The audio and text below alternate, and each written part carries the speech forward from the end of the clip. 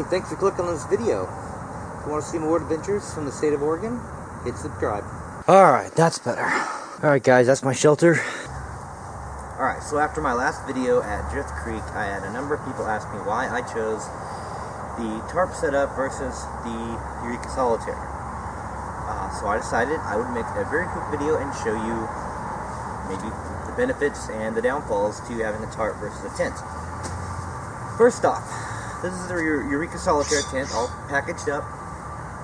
This is a tube tarp. Obviously, there's quite a bit of a difference.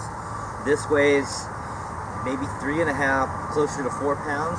This weighs maybe a pound, maybe a little more than a pound. That's the big difference, the weight. Obviously, you hold it like this, you can definitely tell there's a big weight difference. The other difference is that this is really stiff because of the poles. It doesn't bend very well, you know, stuff like that. This, on the other hand, I can literally fold it in half. So if I need pack space, or lengthwise anyway, I can definitely do this and make it considerably smaller. So, that's the first difference. Now let me set it up, and I will show you more of the benefits and the downfalls to it. Ready?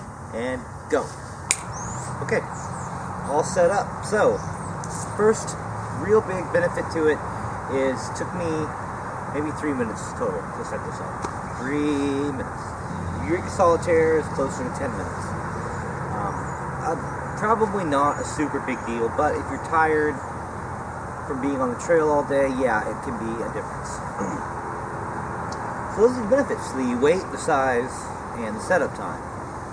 The downfall is, as you can tell, completely exposed. You're not enclosed inside of a tent. Creepy crawlers can get up on you. That's kind of the downfall. That's really, to me anyway, the only downfall. If it's in the middle of winter time, set yourself up a long fire right here-ish, and that's gonna, reflective material is gonna grab all of that, and you're gonna stay nice and warm, sleeping bag, all night. It works. I've done it. Did it at Familia Lake, I did it at Drift Creek, it works. I promise you, Familia Lake got down to 23 degrees at night. I didn't even notice how cold it had gotten until I woke up the following morning.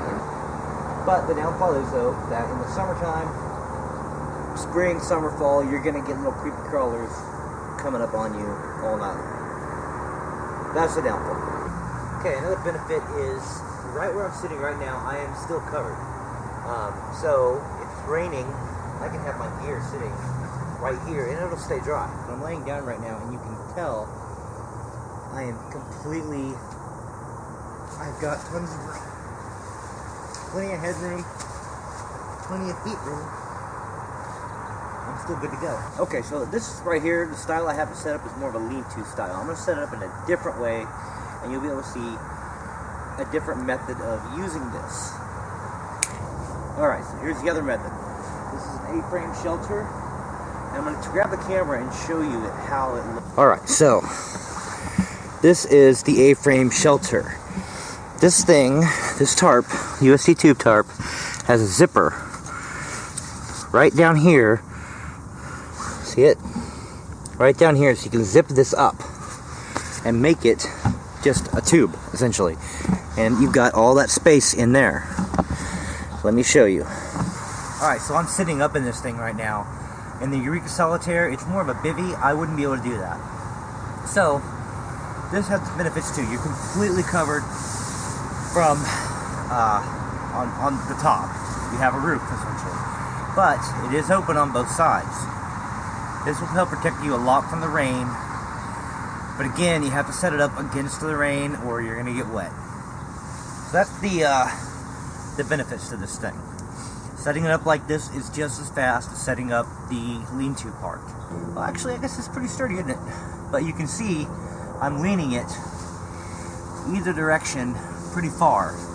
If it was really windy, I probably wouldn't trust this very well, but you can set it up against trees, and that will work significantly better. I just don't have any trees in my backyard to set it up like this. So, alright, let me go to one more use of this thing.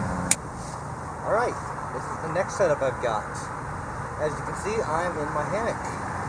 So I have got coverage here and mostly coverage on this side. Above my head is completely covered. I do have a ridge line going. So this is another method you could use your UST Tube Tarp for.